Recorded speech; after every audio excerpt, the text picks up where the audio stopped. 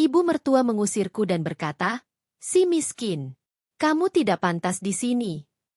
Setelah 3 hari aku datang untuk membuat mereka syok. Sebelum ceritanya dimulai, silakan tulis di kolom komentar dari daerah mana saja teman-teman yang menonton cerita ini. Dan jangan lupa like dan subscribe, agar channel Cerita Ar bisa terus berkembang dan mempersembahkan cerita yang terbaik. Langit sore itu tampak pucat ketika Tika berdiri di depan jendela kecil rumah kontrakannya. Wanita berusia 25 tahun itu memandangi hiruk-pikuk jalan gang yang sederhana, tempat ia tinggal sejak sebelum menikah. Tiupan angin membawa aroma masakan tetangga yang sedang menyiapkan makan malam, dan untuk sesaat, Tika menarik napas panjang, berusaha menenangkan hatinya yang sejak beberapa hari ini terasa sesak. Tika lahir dan besar dari keluarga sederhana. Ayahnya hanya seorang buruh bangunan dan ibunya penjual sayur. Sejak kecil, ia terbiasa hidup dengan keterbatasan. Bukan karena tidak mampu bermimpi, tetapi karena ia diajarkan bahwa kebahagiaan bukan diukur dari harta. Namun, nilai itu tidak selalu bisa diterima semua orang, terutama oleh orang yang kini menjadi ibu mertuanya. Sebelum menikah, hidup Tika tak banyak berubah. Ia bekerja sebagai kasir di sebuah minimarket, bekerja jujur meski gajinya pas-pasan. Lalu ia bertemu Rama, pria yang kini menjadi suaminya. Pertemuan mereka sederhana, tetapi justru membuat Tika percaya bahwa cinta sejati masih ada. Rama adalah pegawai kontrak di perusahaan ekspedisi, pria baik yang selalu memberi ruang untuk senyuman Tika. Tanpa banyak drama, mereka menikah dengan akad yang hangat dan penuh kesederhanaan. Namun, kehidupan setelah menikah tak seindah yang dibayangkan. 3 bulan setelah hari bahagianya, Tika mulai menyadari bahwa ia tidak hanya menikahi Rama, tetapi juga harus menikahi seluruh pola pikir keluarga suaminya. Terutama ibunya, Sri. Nama itu selalu membuat Tika menarik napas panjang. Sri adalah tipe wanita yang sangat memegang gengsi. Ia percaya bahwa keluarga harus menaikkan martabat, bukan menurunkannya. Dan bagi Sri, Tika adalah beban. Bentuk hinaan yang halus maupun kasar selalu keluar dari mulutnya, seolah Tika hanyalah noda yang menempel pada keluarga mereka. Hari itu, Tika sedang memasak makan malam untuk keluarga mertua, kebiasaan yang ia lakukan sejak ia dan Rama menumpang sementara di rumah orang tua suaminya. Alasannya? Ekonomi yang belum stabil. Tika tetap berusaha membuat semuanya terlihat baik-baik saja, meski hatinya sering merasa dipandang rendah. Saat ia mengaduk sayur bening di panci, tiba-tiba suara langkah kaki terdengar dari arah ruang tengah. Suara itu tidak asing. Sikap tegas dan cara berjalan yang cepat memberi petunjuk bahwa perempuan yang masuk ke dapur itu adalah Sri. "Ini kamu masak apa lagi?" Suara Sri terdengar tidak sabar, seperti biasa.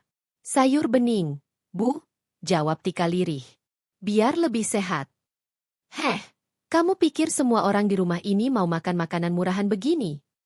Sri menyilangkan tangan di dada.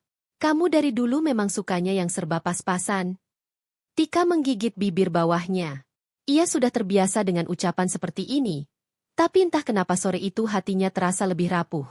Ia hanya ingin memasak sesuatu yang enak dan sehat, bukan sesuatu yang akan membuat orang lain memandangnya rendah. "Maaf, Bu, nanti Tika masak menu lain kalau Ibu mau." Sri memotongnya cepat. "Dengar ya, saya ini malu punya menantu miskin. Kalau kamu nggak bisa bantu anak saya naik derajat, paling tidak jangan bikin hidup kami kelihatan susah." Tika terpaku. Ia merasa sesak. Bukan karena hinaannya, tetapi karena Sri mengucapkan itu tepat di depannya, tanpa sedikit pun rasa iba. Suasana dapur hening sejenak sebelum Sri melanjutkan dengan nada lebih menusuk. "Kamu itu cocoknya tinggal di kampung, bukan di keluarga kami. Kamu pikir kamu pantas?" Pertanyaan itu membuat dada Tika terasa seperti diremas. Ia ingin menjawab, ingin membela diri, tetapi suaranya tercekat. Tika selalu diajarkan orang tuanya untuk tidak membalas orang yang lebih tua. Dan ia memegang prinsip itu meski harus terluka. Dari ruang tengah, suara pintu terbuka menandakan Rama baru pulang kerja. Tika sempat menatap arah pintu, berharap suaminya masuk dan menyelamatkan suasana. Tetapi Sri lebih cepat keluar dari dapur, menghampiri putranya sambil mengeluh dan menjelekkan Tika, seolah Tika tidak mendengar. Sudah, jangan begitu." Suara Rama terdengar lelah, tetapi tidak tegas. Itu membuat Tika semakin terluka. Ia kembali menunduk, menatap kuah sayur yang perlahan mendidih. Uap panasnya menyengat wajahnya, tapi tidak lebih menyakitkan daripada kata-kata Sri. Tika menutup mata.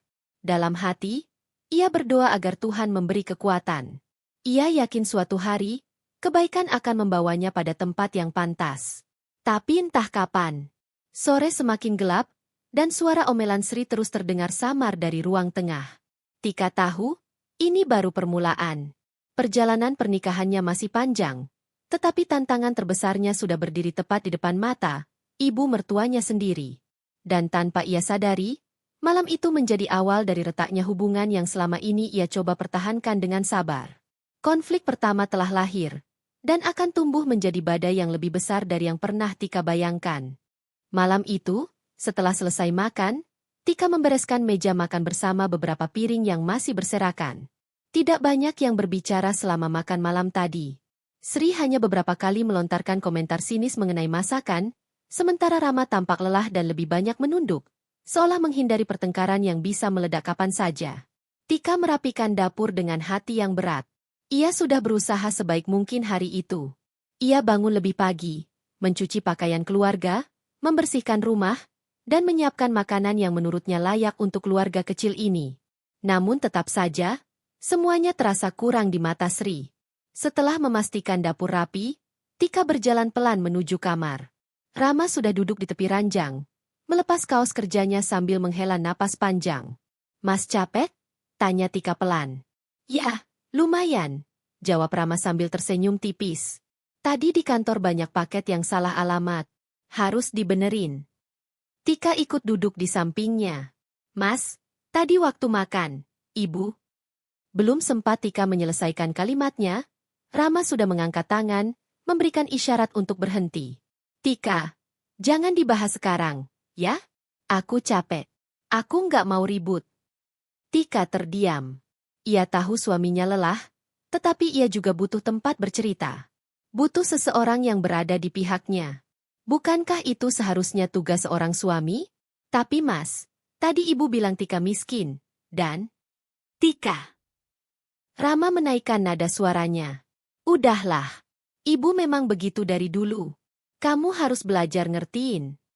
Perlahan, air mata menggenang di mata Tika. Ngertiin? Apa hanya dia yang harus selalu mengerti? Apa perasaannya tak pernah dihitung? Rama melihat wajah istrinya yang tertunduk. Ia terlihat bingung harus melakukan apa, tapi ia tetap memilih diam. Tidak ada pelukan. Tidak ada kata menenangkan. Hanya keheningan yang terasa pahit. Keesokan paginya, suara Sri sudah menggema di ruang tengah saat Tika keluar dari kamar. "Tika, kamu kalau nyapu itu yang bersih. Lihat tuh pojokan. Kotor lagi." Tika langsung bergerak menghampiri. "Maaf, Bu.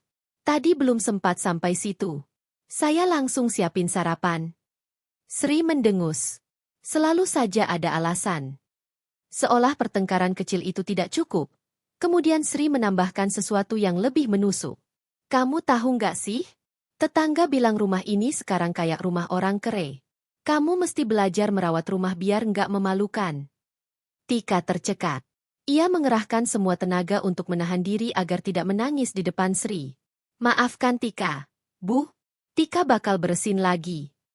Sri memutar bola mata. "Ya sudah, perbaiki. Toh kamu di rumah terus. Kerjaan kamu cuma ini." Kalimat terakhir itu terasa seperti pukulan keras di dada Tika.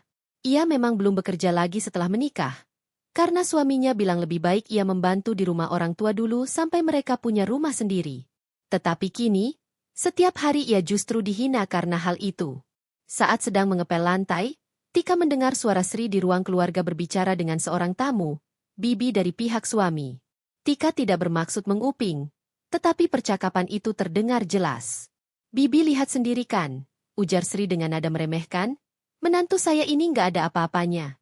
Saya itu selalu bilang sama Rama, cari perempuan yang bisa angkat derajat keluarga, bukan yang cuma bisa jadi beban." Bibi itu terdengar menggumam. "Ya, tapi Tika baik, Sri." "Baik nggak cukup." Sri membalas cepat. "Perempuan harus bisa bikin hidup suaminya lebih baik. Lah ini, rumah aja nggak bisa beres." Tika berhenti mengepel. Air matanya menetes begitu saja. Ia menunduk dalam-dalam agar tidak terlihat. Hatinya mulai retak, perlahan tapi pasti. Malamnya, Tika memberanikan diri bicara lagi pada Rama. Mas, Tika benar-benar nggak tahan. Ibu setiap hari ngomong yang bikin Tika sakit hati. Rama menatap istrinya sebentar, lalu memijat pelipisnya. Tika, kita numpang di sini. Kamu harus bisa sabar sedikit.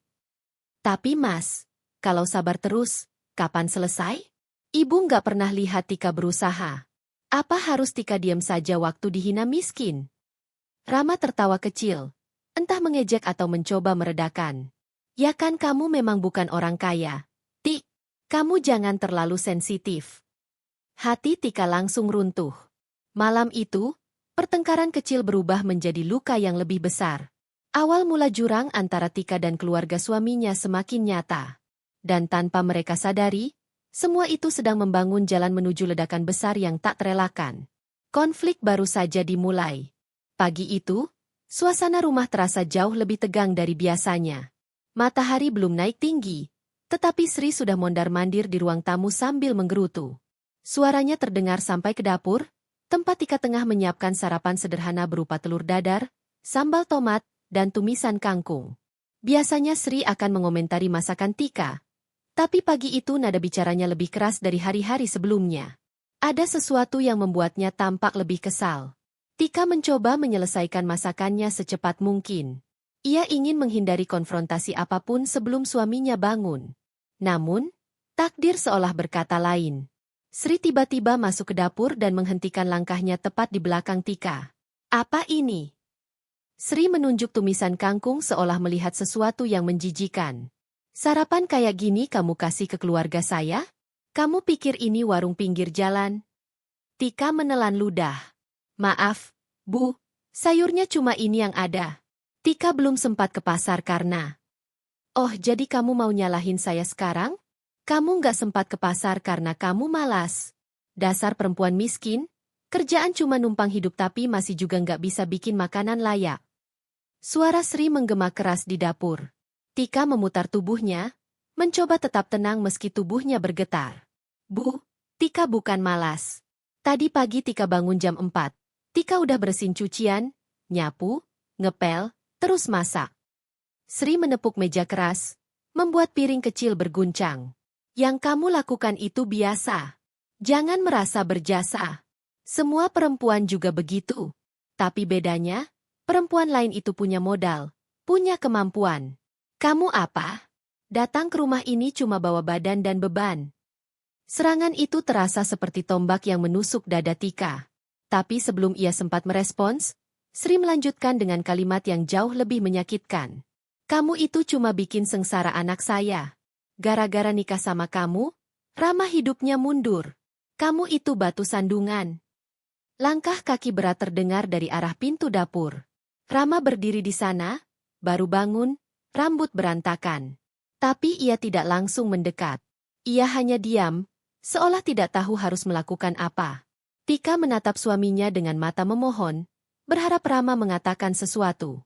Namun, Rama hanya menggaruk belakang kepalanya canggung. Ibu, jangan terlalu keras sama Tika, katanya pelan. Sri menoleh cepat dan menatap putranya tajam. Kamu diam. Kamu terlalu lembek. Makanya hidupmu mentok terus. Kamu buta apa? Perempuan ini nggak pantas ada di rumah kita. Tika terkejut mendengar kalimat itu keluar lagi. Kata nggak pantas seperti pisau yang menajam setiap kali diucapkan. Sri kembali menghadap Tika. Sini kamu dengar baik-baik. Ia melangkah mendekat, menunjuk hidung Tika. Kamu itu bukan siapa-siapa. Kamu miskin. Kamu nggak punya apa-apa. Kamu nggak membawa manfaat sedikitpun untuk keluarga ini. Tika menahan napas, hatinya robek, tetapi ia tetap mencoba bicara sopan. Bu, Tika sadar Tika bukan orang kaya. Tapi Tika selalu mencoba yang terbaik. Tika nggak pernah bermaksud. Sri mendorong bahu Tika hingga tubuhnya sedikit terhuyung. Kamu itu beban. Tika membeku. Air matanya jatuh tanpa bisa ditahan. Namun Sri belum selesai. Dengan suara yang menggema ke seluruh rumah, ia berteriak lantang. Simsin. Kamu tidak pantas di sini. Keluar dari rumah ini sekarang. Ucapan itu seperti petir yang memecah udara pagi. Rama melangkah maju kaget. Bu, jangan gitu. Sri menoleh tajam. Kamu diam, Rama. Kalau kamu mau ikut hidup susah sama dia, silakan. Tapi jangan seret saya. Rumah ini rumah saya. Dan saya tidak mau perempuan ini tinggal di sini lagi. Tika memeluk dirinya sendiri. Badannya gemetar hebat. Ia menatap Rama lagi, berharap ada keajaiban. Mas, suaranya hampir tak terdengar. Kamu mau aku pergi? Rama membuka mulut, tapi tak ada kata yang keluar. Ia menunduk. Diam. Pasrah. Dan diam itu lebih menyakitkan daripada teriakan Sri. Setelah beberapa detik yang terasa seperti selamanya, Tika akhirnya mengangguk pelan. Air matanya jatuh tak terbendung. Baik, Bu, katanya sambil menarik napas gemetar. Kalau memang itu yang Ibu mau, Tika pergi. Tika berjalan ke kamar kecil yang selama ini ia tempati.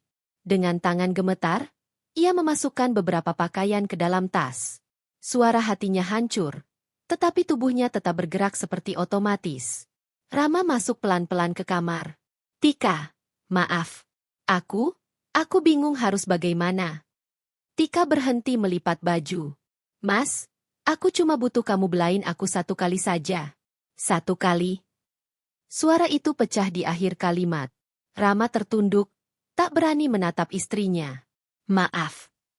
Kata itu justru membuat Tika semakin sadar. Ia sendirian dalam pernikahan ini. Ia mengusap air mata, memasang wajah setegar mungkin, lalu melangkah keluar rumah dengan membawa tas kecil. Sri berdiri di pintu dengan tatapan dingin, seolah puas melihat menantunya pergi. Saat pintu tertutup di belakangnya, Tika berdiri di depan rumah itu, memandang atap yang dulu ia sebut tempat berlindung. Kini tidak lagi. Dengan langkah gontai, ia meninggalkan rumah itu. Tapi di balik hati yang hancur, muncul sebuah tekad kecil. Suatu hari, mereka akan melihat siapa diri Tika sebenarnya. Hening terasa menusuk saat Tika berdiri di ambang pintu rumah mertua. Tubuhnya masih bergetar, sementara matanya sembab karena menangis sejak pagi. Tas kecil berisi beberapa pakaian yang sempat ia sambar dengan tergesa menggantung lemah di tangannya. Rama berdiri beberapa langkah di belakang, matanya menunjukkan rasa bersalah yang begitu jelas, tetapi kaki dan suara itu terlalu lemah untuk menghentikan apapun yang sedang terjadi. Tika, jangan pergi dulu. Biar aku bicara lagi sama ibu, ucap Rama dengan suara gemetar. Tika menatapnya dengan senyum pahit yang bahkan tak lagi berbentuk. Mas, kalau Tika tetap di sini, Tika akan terus dihina. Tika nggak kuat lagi. Tapi kamu istri aku, suara Rama pecah. Dan Mas juga suami Tika. Tapi Mas nggak pernah benar-benar berdiri buat Tika. Rama tertunduk. Ia tak membantah. Ia tak memiliki kekuatan untuk mengatakan Tika salah, karena kenyataannya memang begitu. Ia membiarkan istrinya terluka berulang kali. Sri muncul dari balik pintu dengan tangan terlipat di dada. Kalau mau pergi, pergi saja. Jangan banyak drama. Ternyata benar, perempuan miskin hanya tahu menangis. Tika menarik napas panjang, mencoba mengumpulkan sisa-sisa harga dirinya. Terima kasih, Bu, atas segalanya. Sri hanya mendengus. Tika melangkah keluar. Baru beberapa meter dari gerbang, tangisnya pecah tanpa bisa lagi ditahan. Namun kali ini bukan tangis kelemahan, melainkan tangis yang menyalakan tekad dalam hatinya. Ia tidak akan kembali sebagai perempuan yang sama. Tika menuju rumah orang tuanya menggunakan ojek. Sepanjang perjalanan, ia memeluk tasnya erat-erat, seolah itu satu-satunya hal yang bisa menahannya agar tidak runtuh. Ketika ia sampai di rumah kecil yang sederhana itu, ibunya langsung menyambut dengan wajah panik. Tika? Astagfirullah. Nak, kamu kenapa? Kenapa sendirian bawa tas begini? Tika tak mampu berkata apa-apa. Ia langsung memeluk ibunya, menangis sejadi-jadinya di pelukan yang selama ini paling aman dalam hidupnya.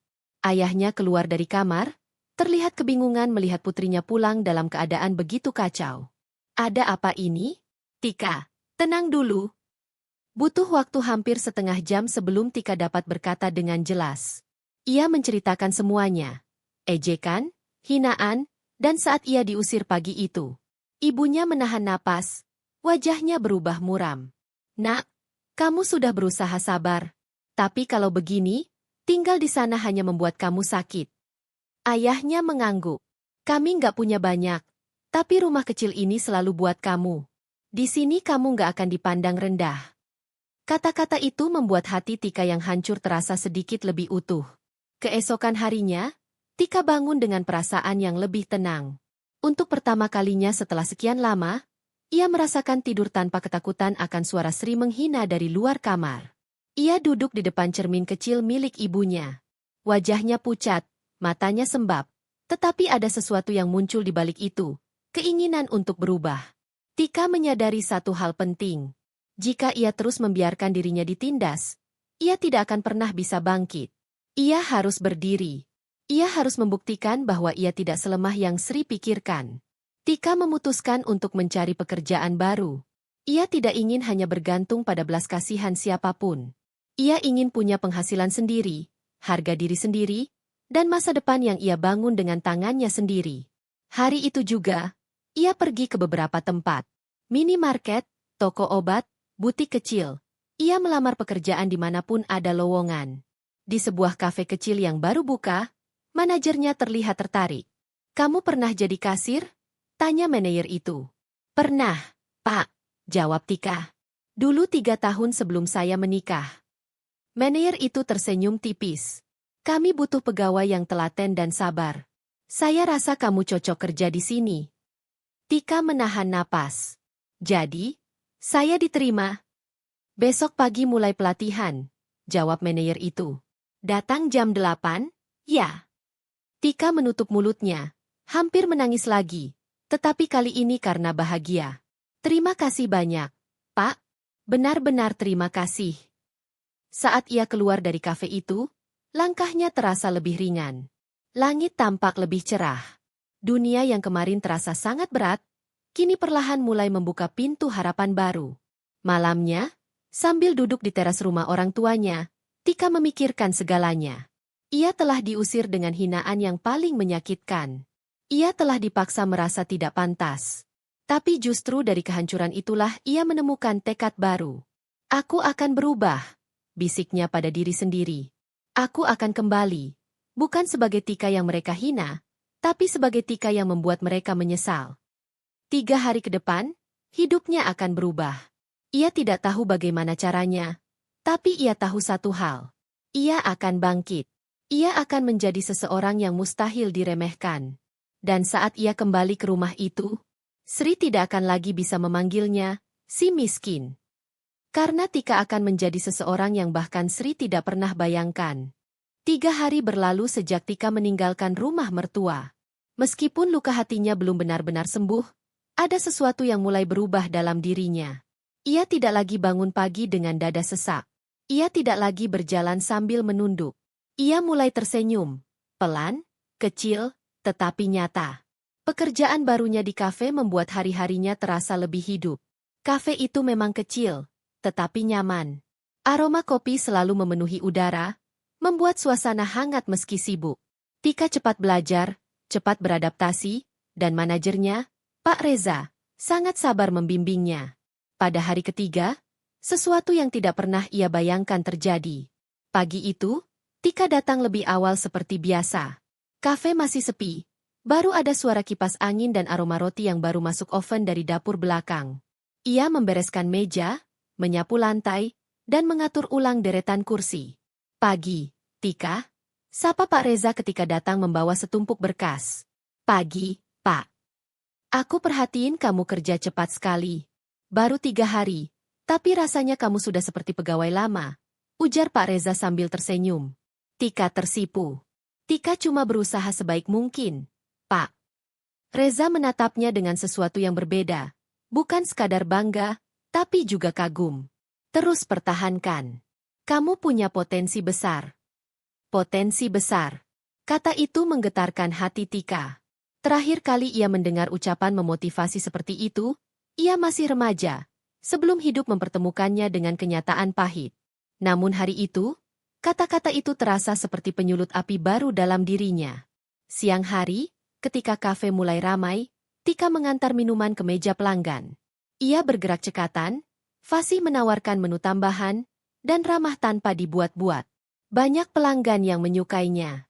Tika tidak menyadari bahwa dari pintu kaca kafe, seseorang memperhatikannya dengan mata membelalak. Seseorang yang tidak pernah ia sangka akan muncul. Ia berdiri terpaku, wajahnya lelah, rambut berantakan, dan mata merah seperti kurang tidur. Melihat Tika bekerja dengan senyum yang tulus membuat hatinya meringkuk kesakitan. Ia menunggu hingga ada kesempatan saat Tika keluar mengambil napas di belakang kafe. Tika. Begitu mendengar suara itu, Tika tertegun. Jantungnya langsung berdegup kencang. Ia membalikkan badan perlahan. Dan benar, Rama berdiri di depan pintu belakang. Mas, ngapain di sini? Tika mencoba menjaga suaranya tetap datar. Rama menatapnya begitu dalam seolah mencari sesuatu yang hilang. Aku nyari kamu sejak kamu pergi. Tika menghela napas. Kenapa? Mas kan ada ibu. Rama memejamkan mata sebentar. Tika, tolong, jangan ngomong gitu. Aku nyesel. Aku bener-bener nyesel nggak bela kamu. Hati Tika mencelos, tetapi pikirannya tetap sadar. Mas cuma datang minta maaf. Atau Mas datang karena ibu marah Tika pergi? Diam. Jawaban itu sudah cukup. Aku nyari kamu karena aku mikir. Rama berbisik, hidup tanpa kamu itu hampa. Tika menelan ludah. Selama 3 hari ini, ia belajar bahwa dirinya tidak boleh terus membiarkan hati hancur. Mas, Tika berbicara pelan. Tika bahagia Mas datang. Tapi Tika belum siap kembali ke rumah itu. Rama mengangguk penuh pasrah. Aku ngerti. Tapi, boleh aku ketemu kamu lagi? Kapanpun kamu siap. Tika tidak menjawab. Ia hanya menatapnya, lalu mundur perlahan masuk kembali ke kafe. Di balik pintu, Tika terduduk, menahan air mata yang hampir jatuh. Rama dulu adalah tempatnya bersandar. Tapi kini, Tika tak ingin bergantung pada siapapun lagi. Ia ingin bangkit oleh dirinya sendiri. Sore hari, kafe mendadak kedatangan seorang pria paruh-baya dengan pakaian rapi. Ia membawa laptop dan map tebal. Setelah memesan kopi, ia duduk menghadap jendela. Sesekali ia melirik ke arah Tika. Ketika Tika mengantarkan pesanan, pria itu tiba-tiba bertanya, "Kamu pernah bekerja di bidang administrasi atau keuangan?" Tika terkejut. "Iya, Pak. Dulu sebelum menikah, saya kerja jadi admin keuangan." Pria itu tersenyum. "Saya sedang butuh seseorang seperti kamu. Mau ikut saya interview besok di kantor?" Tika hampir tidak bisa menjawab. Iya, Pak. Tentu saja saya mau." Pria itu mengulurkan kartu nama. "Datang jam 9 pagi. Saya tunggu." Tika memandang kartu itu lama, lalu tanpa sadar air matanya mengalir. Bukan karena sedih, tapi karena harapan. Karena untuk pertama kalinya setelah lama terpuruk, hidup memberi tanda bahwa masa depan sedang membuka pintu untuknya. Malam itu, saat Tika berjalan pulang ke rumah orang tuanya, langit tampak lebih cerah dari biasanya. Bulan bersinar lembut, seolah ikut tersenyum padanya. 3 hari sejak ia diusir sebagai si miskin. 3 hari sejak hatinya hancur oleh hinaan. Hidup justru memperlihatkan sesuatu yang jauh lebih indah. Bahwa ketika seseorang diremehkan, ditendang, dan dijatuhkan, kadang itulah momen Tuhan sedang menyiapkan loncatan besar. Dan Tika bersumpah dalam hati. Ia akan kembali. Bukan untuk dibenci, tapi untuk menunjukkan bahwa perempuan yang diremehkan itu justru yang paling kuat untuk bangkit. Dan kejutan besar itu baru akan dimulai. Tepat pada hari ketiga sejak Tika pergi, hidupnya berubah jauh lebih cepat daripada yang ia bayangkan. Kafe tempat ia bekerja mulai ramai pelanggan, termasuk seorang pria paruh-baya yang datang sore itu. Pak Damar, pemilik salah satu perusahaan catering besar di kota. Pak Damar sangat terkesan dengan pelayanan Tika, sekaligus kagum pada caranya berbicara dan menghargai pelanggan. Ketika tahu Tika pernah bekerja sebagai kasir dan memiliki kemampuan memasak yang cukup baik, beliau langsung menawarkan kesempatan besar. "Tika, kalau kamu berminat, kamu bisa ikut program pelatihan supervisor di perusahaan saya. Saya lihat kamu punya potensi untuk berkembang," ujar Pak Damar dengan senyum hangat. Tika terpaku. Sebuah kesempatan emas datang begitu cepat, begitu tak terduga. Namun itulah titik balik hidupnya, dan ia menerimanya. Hanya dalam 3 hari, Tika berubah dari perempuan yang diusir sebagai si miskin, menjadi perempuan yang mulai menemukan jalannya sendiri. Dan hari itu adalah hari ia memutuskan kembali. Bukan untuk memohon, bukan untuk menangis, melainkan untuk menunjukkan bahwa dirinya bukan lagi Tika yang dulu. Sore menjelang malam, Tika berdiri di depan cermin kecil di rumah orang tuanya. Ia mengenakan kemeja putih elegan dengan blazer biru tua yang baru dibelikan Pak Damar sebagai penyambutan karyawan pelatihan. Rambutnya diikat rapi. Wajahnya tampak bersih dan lebih bercahaya. Ibunya berdiri di dekat pintu kamar, mata berkaca-kaca. "Tika, kamu cantik sekali malam ini." Tika tersenyum kecil. "Bu, ini bukan soal cantik atau tidak. Tika cuma mau nunjukin ke mereka kalau Tika bukan orang yang pantas diinjak-injak." Ayahnya mendekat dan menepuk pundaknya. "Pergilah, nak. Tapi jangan bawa dendam. Bawa harga diri." Tika mengangguk. Ia tidak ingin membalas. Ia hanya ingin berdiri dengan tegak. Mobil yang disediakan perusahaan untuk menjemput peserta pelatihan keesokan hari sudah menunggu di depan gang. Mobil itu hanya datang untuk mengantar dokumen pelatihan, tapi sopir yang mengantarkan menawarkan tumpangan. "Kalau Mbak Tika mau mampir dulu ke suatu tempat, saya antar," kata sopir itu dengan sopan. Dan Tika menerima tawaran itu. Mobil hitam elegan itu melaju pelan melewati jalanan. Lampu kota menyala, memantulkan bayangan anggun di kaca jendela. Tika melihat pantulan dirinya, bukan lagi perempuan yang menangis diusir oleh ibu mertua, melainkan perempuan yang mulai memegang kendali atas hidupnya. Rumah mertua terlihat dari kejauhan. Lampunya terang. Suara televisi terdengar dari dalam, dan Sri sedang duduk di teras sambil menyortir sayur. Sebuah mobil hitam berhenti tepat di depan rumah. Sri langsung mendongak, matanya menyipit penuh curiga. Mobil mahal di depan rumahnya tentu bukan hal biasa. Ketika pintu mobil terbuka, sosok yang keluar membuat sayur di tangan Sri terjatuh. Tika melangkah turun dengan langkah mantap, elegan, dan tanpa ragu. Blazer biru tuanya membuat tubuhnya tampak tegap, dan tatapannya penuh percaya diri. Sri berdiri kaget, bahkan suaranya tercekat. "Tika." Tika tersenyum tenang. "Assalamualaikum, Bu." Sri membutuhkan waktu beberapa detik sebelum bisa menjawab. "Waalaikumsalam. Kamu dari mana? Kenapa? Kenapa pakai mobil begitu?" Tika tidak langsung menjawab. Ia mendekat, menjaga sikap sopan meski hatinya masih memiliki bekas luka yang dalam. Tika cuma mau kembali untuk mengambil beberapa barang. Sekalian memberi kabar.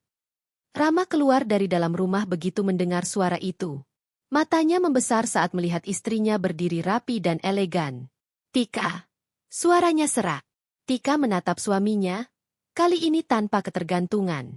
"Mas." Rama menghampiri cepat, menatap istrinya dari atas ke bawah, seolah tidak percaya perubahan dalam 3 hari itu nyata.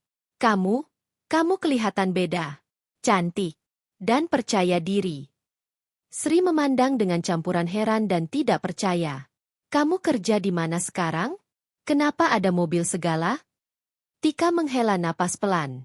"Tika dapat kesempatan baru, Bu. Tika ikut program pelatihan supervisor di perusahaan besar. Ini mobil perusahaan." Sri membeku. Kata supervisor saja sudah cukup membuatnya tersedak. Rama tertegun lama. "Kakakmu serius?" Tika mengangguk. Keheningan itu berubah tegang. Sri tiba-tiba melangkah mendekat. Suaranya melemah, hal yang tidak pernah terjadi sebelumnya. "Tika, kamu benar-benar kerja di perusahaan besar?" Tika mengangguk lagi. Sri menelan ludah keras. Untuk pertama kalinya, tatapannya tidak mengandung hinaan, melainkan campuran kaget, malu, dan gentar. "Tika, Ibu minta maaf kalau selama ini ibu terlalu keras." Kata itu akhirnya keluar. "Maaf." Rama menatap ibunya kaget. Tika diam sejenak. Hatinya bergetar, bukan karena ingin membalas, tapi karena akhirnya ia melihat apa yang dulu ia pikir mustahil. Ia tersenyum lembut. "Bu." Tika datang bukan untuk balas dendam. Tika cuma ingin menunjukkan bahwa meskipun Tika sederhana, Tika tetap bisa berdiri. Sri memelototkan mata yang mulai berkaca-kaca, menunduk dalam. Maafkan ibu, nak. Tika mengangguk, tetapi tidak memeluk. Ia masih menjaga jarak, dan itu adalah pilihannya. Setelah mengambil barang-barangnya, Tika pamit. Sebelum masuk mobil, Rama memanggilnya pelan. Tika, boleh Mas bicara? Mas, kangen kamu. Tika berhenti, tetapi tidak menoleh. Tika butuh waktu. Mas, kalau Mas benar-benar sayang, Mas akan biarkan Tika membangun diri dulu. Dan ia masuk ke mobil dengan anggun. Mobil itu melaju pergi, meninggalkan Sri yang berdiri dengan wajah penuh penyesalan dan Rama yang menatap kosong jalan yang mulai gelap. Malam itu, untuk pertama kalinya sejak Tika pergi, rumah itu terasa sangat sepi. Dan untuk pertama kalinya dalam hidupnya, Tika merasa kuat. Rumah itu hening. Terlalu hening untuk ukuran keluarga yang biasanya penuh suara Sri yang cerewet. Tika berdiri di ruang tamu, sementara Sri menatapnya dengan wajah yang kini tidak lagi sombong seperti beberapa hari lalu. Sri terlihat gugup. Tatapan matanya bergetar, kedua tangannya mengepal, dan napasnya sedikit tersengal. Tak ada lagi bentakan. Tak ada lagi caci maki. Sri hanya terpaku melihat menantu yang dulu ia hina sebagai si miskin, kini berdiri begitu anggun, percaya diri, dan kuat. Bayu, suami Tika, menatap dengan bingung. Ia sama sekali tak mengerti perubahan drastis dalam diri istrinya. Namun satu yang jelas, ia merasakan aura berbeda dari Tika. Aura yang dulu redup karena terlalu sering ditekan, kini justru bersinar lebih terang dari siapapun di ruangan itu. Suasana tegang di ruang tamu. Sri mencoba menelan ludah, mencari cara untuk membuka percakapan, namun suaranya tercekat. Kakakmu, Tika, kamu datang buat apa? Suara itu bergetar, jauh dari keras dan kasar seperti biasanya. Tika tersenyum tipis. Ia mengambil posisi duduk perlahan, tanpa tergesa, tanpa takut. Seolah ia yang sekarang memiliki kendali penuh atas situasi. Aku datang untuk menjelaskan sesuatu, jawab Tika lembut, namun tegas. Ada banyak hal yang selama ini kalian salah pahami tentang aku, tentang hidupku, tentang siapa aku sebenarnya. Bayu, yang sejak tadi hanya berdiri, perlahan duduk di samping Tika. Aku juga ingin tahu, Tik, kamu berbeda. Kamu, seperti bukan Tika yang dulu, ujarnya lirih. Tika menatap suaminya dalam-dalam. Mungkin aku memang bukan Tika yang dulu, jawabnya. Sri menggigit bibir. Ia terlihat tidak nyaman.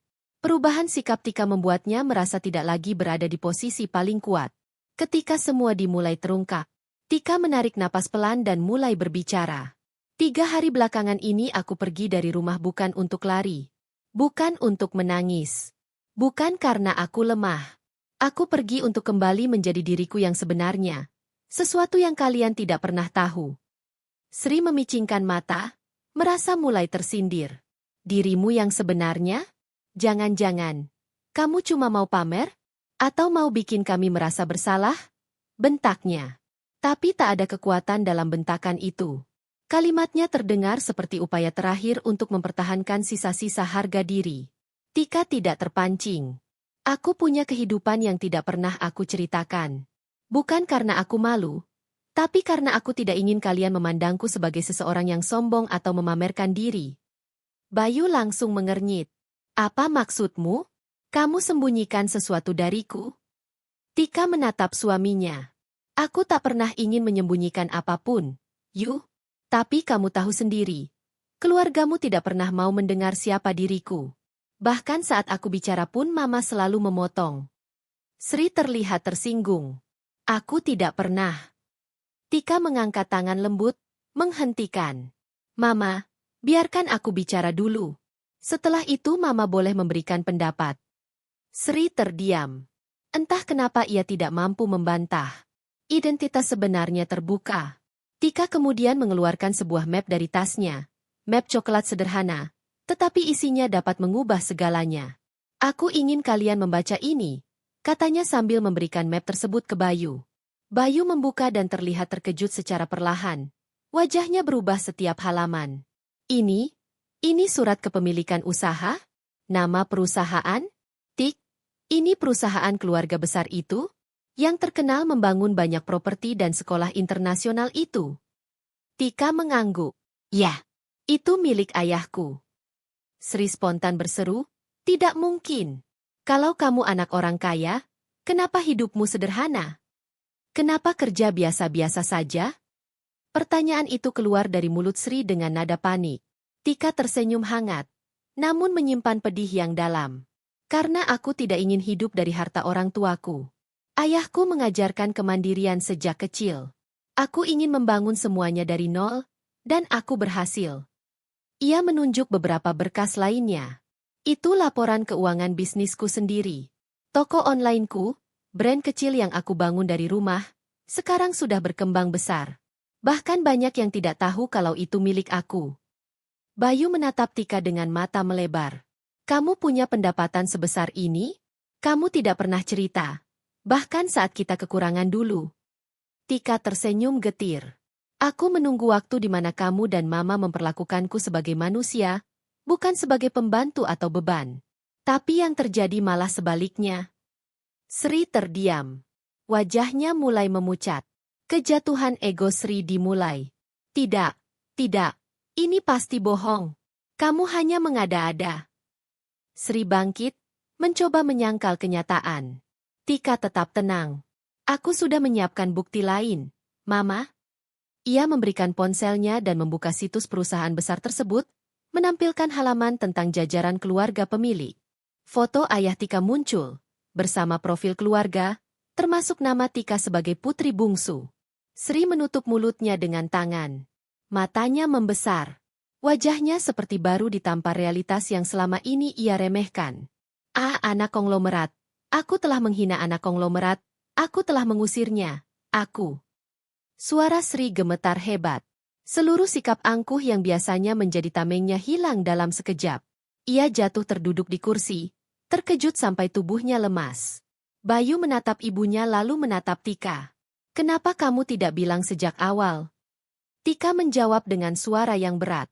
Karena sejak awal Mama sudah mencap aku, si miskin. Mama tidak mau tahu siapa aku, apa pekerjaanku, bagaimana keluargaku. Mama selalu menganggap aku beban. Aku menyembunyikan itu semua bukan karena aku takut, tapi karena aku ingin diterima sebagai manusia biasa. Bayu menunduk dalam-dalam. Ia merasa malu. Sebagai suami, ia gagal melindungi istrinya. Sri mulai retak. Sri bangkit kembali dengan langkah gemetar dan mendekati Tika. Tika, maafkan Mama. Mama tidak tahu. Air mata Sri mulai jatuh. Untuk pertama kalinya, wanita yang selalu merasa paling benar itu terlihat rapuh. Tika menatapnya tanpa kebencian. Aku tidak datang untuk membuat Mama malu. Aku datang karena aku ingin Mama tahu kebenaran, agar Mama berhenti merendahkan orang tanpa tahu siapa mereka sebenarnya. Sri menutupi wajahnya dengan kedua tangan. Ya Tuhan, apa yang sudah Mama lakukan? Tika mendekat dan meletakkan tangan lembut di bahu Sri. Setiap orang punya harga diri, Ma. Bahkan orang yang hidup sederhana pun punya martabat yang harus dijaga. Sekalipun aku bukan anak konglomerat, Mama tidak berhak memperlakukanku seperti sampah. Kata-kata itu tidak keras, namun begitu menampar ego Sri, membuatnya tak mampu membalas. Bayu ikut merasakan kehancuran. Bayu menatap Tika lama, kemudian berkata, Tik, selama ini aku juga salah. Maafkan aku karena tidak pernah membelamu. Tika tersenyum sedih. Tidak apa, Yu. Kita semua belajar dari kesalahan. Namun Bayu tahu hatinya hancur. Ia sadar istrinya pernah terluka terlalu dalam, dan ia sendiri adalah bagian dari luka itu. Keheningan yang membuat semua terpana. Sri, Bayu, dan Tika duduk dalam keheningan panjang. Segala kebohongan, salah paham, dan penghinaan selama ini kini pecah menjadi kepingan-kepingan kebenaran. Sri tidak lagi menatap Tika dengan rasa benci. Kini ia menatap dengan ketakutan, penyesalan, dan rasa malu paling dalam. Dalam batinnya, Sri berkata pada dirinya sendiri, bagaimana mungkin aku menghina menantu yang ternyata lebih mulia hatinya daripada aku? Bagaimana aku bisa begitu buta karena ego? Sejak Tika membuka jati dirinya dan menjelaskan kebenaran yang selama ini tidak pernah terungkap, suasana rumah itu berubah drastis. Bukan lagi keributan yang terdengar, melainkan keheningan yang menekan, seakan setiap sudut rumah sedang menahan napas, menunggu pecahan terakhir dari ego Sri jatuh ke lantai. Sri duduk mematung di ujung sofa. Raut wajahnya kosong, pupus dari kesombongan yang selama ini melekat. Bayu masih menggenggam berkas yang diberikan Tika. Matanya berulang kali menatap tulisan yang tertera di lembaran itu, seolah masih tidak percaya bahwa istrinya yang selama ini dianggap sederhana ternyata adalah pewaris sebuah perusahaan besar. Namun segala keterkejutan Bayu tidak ada apa-apanya dibandingkan pergolakan batin yang sedang dirasakan Sri. Satu gengsi yang selalu menang sebelumnya. Seumur hidup, Sri selalu percaya bahwa dirinya layak berada di atas orang lain.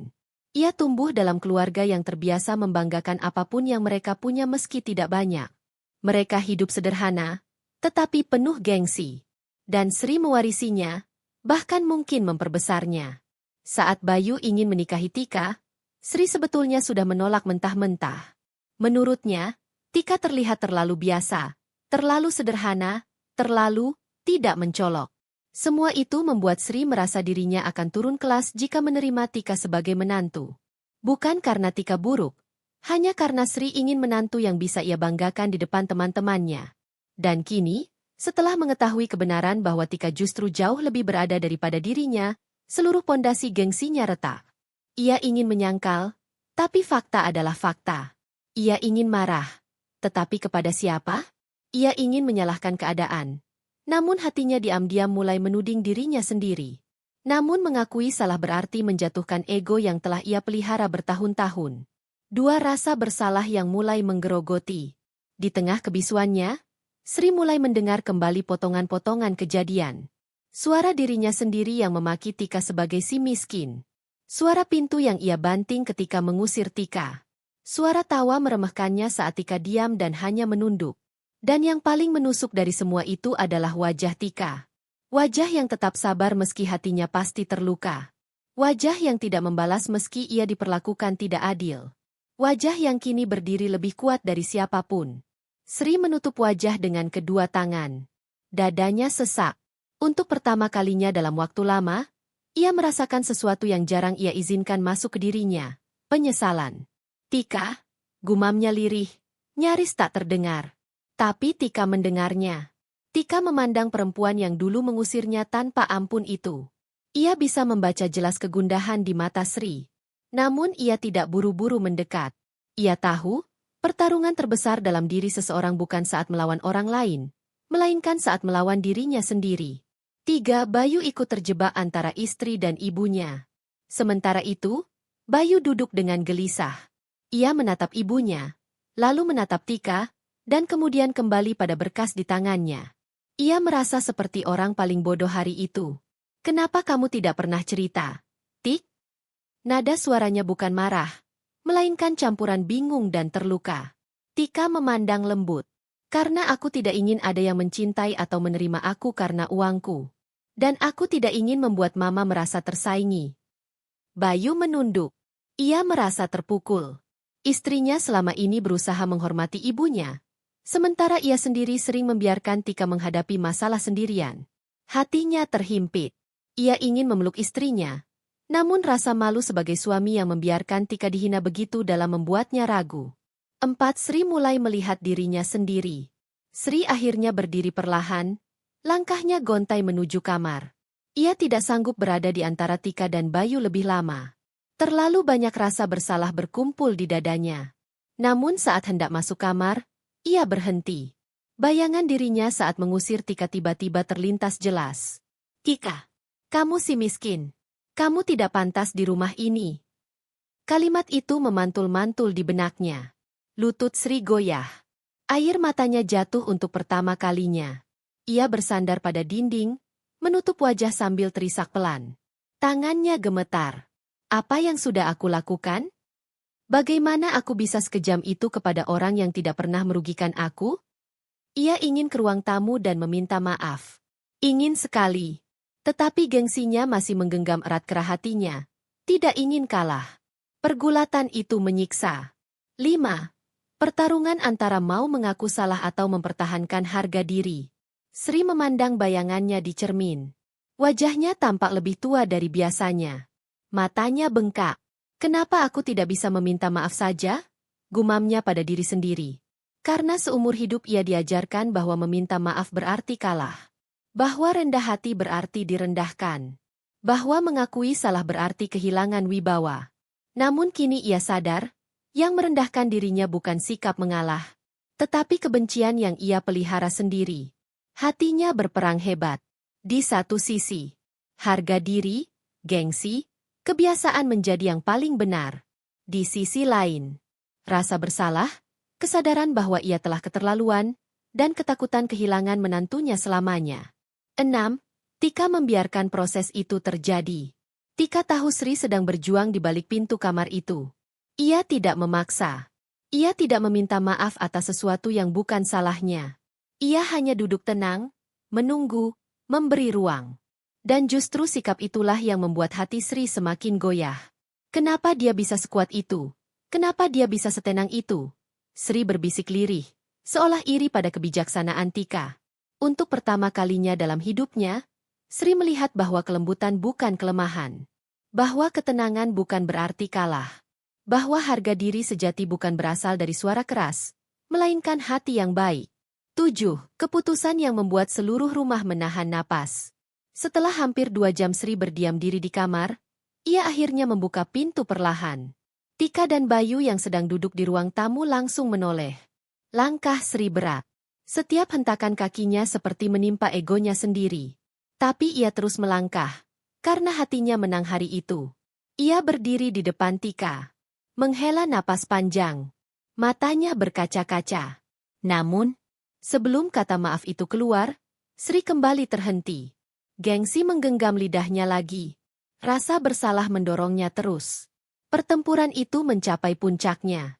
Dan bab ini berakhir tepat ketika Sri membuka mulut. Tetapi, belum satu kata pun keluar. Hanya air mata pertama yang jatuh ke lantai. Keheningan kembali menyelimuti ruang tamu itu. Namun tidak seperti sebelumnya yang berat dan penuh tekanan, kali ini suasana lebih lembut. Ada sesuatu yang berbeda. Seakan semua orang sedang menunggu langkah pertama dari seseorang yang sejak awal menjadi pusat konflik. Sri. Tika berdiri tenang, menunggu. Bayu menatap ibunya dengan harapan sekaligus cemas. Sementara Sri, tampak seperti seseorang yang baru sadar bahwa seluruh dunianya telah goyah. Sri menarik napas panjang. Begitu panjang hingga dadanya naik turun dengan gemetar. Kedua tangannya meremas ujung kain bajunya. Untuk pertama kalinya dalam hidupnya, gengsi bukan lagi hal yang ia pegang erat. Ada hal lain yang jauh lebih besar yang menguasai hatinya sekarang. Penyesalan. 1. Langkah pertama yang terasa paling berat. Pelan-pelan Sri melangkah mendekati Tika. Setiap langkah seperti perjuangan. Mata Sri berkaca-kaca, tetapi ia menahan agar air itu tidak jatuh. Tika. Suaranya serak, hampir pecah. Tika tidak menjawab. Ia menunggu dengan penuh hormat. Tidak memotong, tidak menghakimi. Hanya memandang. Sri menundukkan kepala, sesuatu yang tidak pernah ia lakukan sebelumnya, bahkan kepada anaknya sendiri. Aku mau minta maaf, katanya dengan suara pelan namun jelas. Mama, salah. Mama keterlaluan sama kamu. Mama merendahkan kamu tanpa tahu siapa kamu sebenarnya.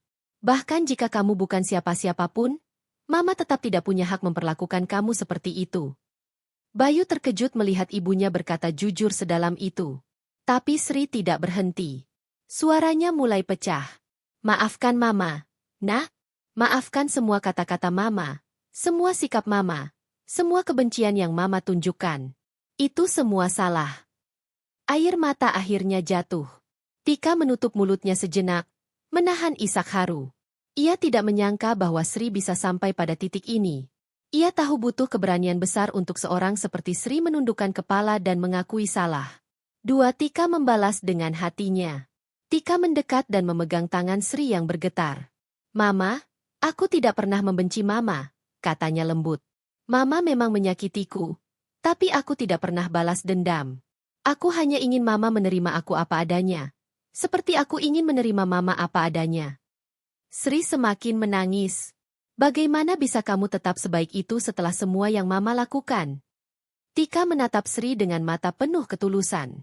Karena aku diajarkan bahwa rumah tangga tidak hanya tentang suami istri, tetapi juga keluarga yang harus belajar menerima perbedaan. Kalau aku membalas, tidak akan ada habisnya. Tapi kalau aku memaafkan, kita bisa mulai dari awal. Bayu memalingkan wajah, menyeka air mata kecil yang berhasil lolos. Ia baru menyadari seberapa berharganya Tika, penuh kasih, sabar, kuat, dan tidak membiarkan luka mengubahnya menjadi orang buruk. Bayu ikut meminta maaf. Bayu berdiri. Tika, aku juga minta maaf, katanya lirih. Maaf karena tidak bisa melindungi kamu. Maaf karena membiarkan kamu menghadapi semua ini sendirian. Maaf karena gagal menjadi suami yang kamu butuhkan. Tika tersenyum tipis. Kamu tidak gagal, Yu. Kamu hanya terjebak di tengah keadaan yang membuat kamu bingung. Yang penting sekarang, kita sama-sama berubah. Bayu menunduk, lega sekaligus terharu. 4 suasana yang berubah sepenuhnya. Sri menyeka air matanya. Suaranya lebih stabil saat ia berkata, Tika, kalau kamu masih mau, kamu tetap bagian dari keluarga ini. Mama janji, Mama akan belajar memperlakukan kamu dengan baik. Tika mengangguk. Aku selalu ingin menjadi bagian keluarga. Ma. Bukan karena status, bukan karena uang, tapi karena aku mencintai suamiku dan ingin hidup rukun. Sri memegang tangan Tika lebih erat. Untuk pertama kalinya sejak Tika menikah dengan Bayu, sentuhan itu bukan bernada meremehkan atau memaksa, melainkan tulus dan penuh kehangatan. 5 mereka saling memeluk awal baru dimulai. Tika membuka kedua lengannya perlahan. Aku maafkan Mama. Sri tak mampu menahan dirinya. Ia memeluk Tika erat, sangat erat. Seakan ia takut kehilangan satu-satunya kesempatan untuk memperbaiki semuanya. Bayu ikut memeluk mereka dari samping. Dan untuk pertama kalinya dalam waktu yang lama, keluarga itu terasa lengkap, tanpa kebencian, tanpa amarah, tanpa prasangka. Tangis pecah, tapi kali ini bukan tangis luka. Tangis itu adalah tangis kelegaan. Tangis yang membuka pintu bagi masa depan baru. 6 bukan akhir, melainkan awal perubahan. Setelah pelukan itu, Sri berkata, Mama mau belajar, Tika. Mungkin tidak sempurna, tapi Mama akan berusaha. Tika mengangguk, dan aku akan bantu Mama. Bayu memandang keduanya dengan senyum haru. Aku baru sadar, keluarga ini baru benar-benar utuh sekarang. Mereka bertiga duduk bersama di sofa. Tidak ada lagi jarak. Tidak ada lagi tembok. Hanya ada hati yang mulai menyatu kembali. Dan di balik semua itu, Tika merasakan ketenangan yang selama ini tidak ia dapatkan. Bukan karena ia menang atau membuktikan sesuatu, tetapi karena ia berhasil menyembuhkan luka yang hampir menghancurkan rumah tangganya. Rumah itu terasa berbeda hari ini. Tidak ada lagi bentakan, tidak ada lagi caci maki atau nada meremehkan. Yang ada hanyalah kehangatan yang selama ini tidak pernah benar-benar tercipta. Tika duduk di ruang tamu bersama Bayu dan Sri, namun suasananya jauh dari tegang seperti sebelumnya. Kali ini, ketiganya saling menatap dengan hati yang lebih lapang. Sri menyiapkan teh hangat untuk Tika dengan tangannya sendiri, sesuatu yang tidak pernah ia lakukan sebelumnya. Ia meletakkannya dengan hati-hati di meja. Nak, ini teh kesukaanmu. Mama buatkan sendiri, kata Sri sambil tersenyum, meski wajahnya masih sedikit tersipu. Tika tersenyum. Terima kasih, Ma. Bayu memperhatikan interaksi itu dengan senyum lega. Kalau setiap hari seperti ini, rasanya rumah ini akan jadi lebih damai, candanya pelan. Sri menepuk tangan putranya sambil tertawa kecil. Sudah saatnya Mama berhenti keras kepala. Sebuah awal baru untuk keluarga. Setelah semua kejadian yang penuh air mata dan pengakuan jujur, Sri benar-benar berubah. Ia mulai menyadari bahwa kebahagiaan keluarga bukan berasal dari siapa yang paling kaya, siapa yang paling berkuasa, atau siapa yang paling patut dibanggakan. Justru, kebahagiaan datang ketika semua orang mampu menurunkan ego dan membuka hati untuk menerima satu sama lain. Sri berkata pelan, Tika, kamu membawa banyak hal baik ke rumah ini. Mama baru sadar. Selama ini Mama melihat dunia dari sisi yang salah.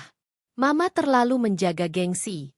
Mama terlalu takut dianggap rendah sampai-sampai Mama merendahkan orang lain. Tika menatap ibu mertuanya dengan penuh rasa sayang. Tidak ada manusia yang sempurna.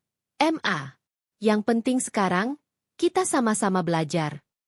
Sri menggenggam tangan Tika. Mama janji, nak, Mama akan berubah. 2. Tika yang menemukan kembali nilai dirinya. Di tengah perjalanan pulang bersama Bayu, Tika bersandar pada bahu suaminya. Hatinya lega. Untuk pertama kalinya dalam waktu yang lama, ia merasa dihargai sebagai istri dan menantu. Aku bangga sama kamu, kata Bayu lirih. Kamu kuat, sabar, dan tetap baik meski diperlakukan buruk. Aku belajar banyak darimu. Tika tersenyum, matanya berkaca-kaca.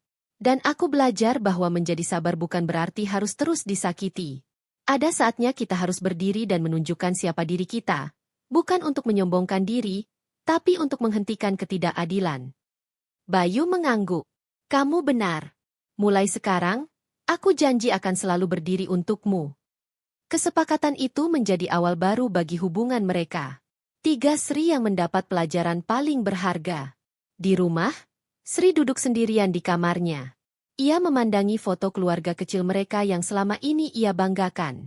Kini ia sadar bahwa rasa bangga itu bukan berasal dari harta atau status sosial, melainkan dari hubungan yang kuat dan kasih sayang yang tulus. Aku hampir kehilangan anakku, dan menantu sebaik itu, hanya karena gengsi, gumamnya. Air matanya kembali mengalir. Tetapi kali ini bukan air mata penyesalan, melainkan kelegaan. Ia tersenyum tipis, merasa lebih ringan dari sebelumnya. Terima kasih, Tuhan, sudah menyadarkan aku lewat Tika. 4. Pesta keluarga kecil sebagai tanda perdamaian. Seminggu kemudian, mereka mengadakan makan malam kecil di rumah. Tidak mewah, tidak berlebihan, hanya hidangan sederhana yang dimasak bersama. Tawa terdengar lebih hangat. Canda terasa lebih jujur. Mereka merayakan bukan kemenangan siapapun, tapi kemenangan hati yang mau berubah. Sri berdiri, mengangkat gelas. Untuk Tika, menantu Mama, terima kasih karena sudah memilih keluarga ini, meski Mama dulu menyakitimu.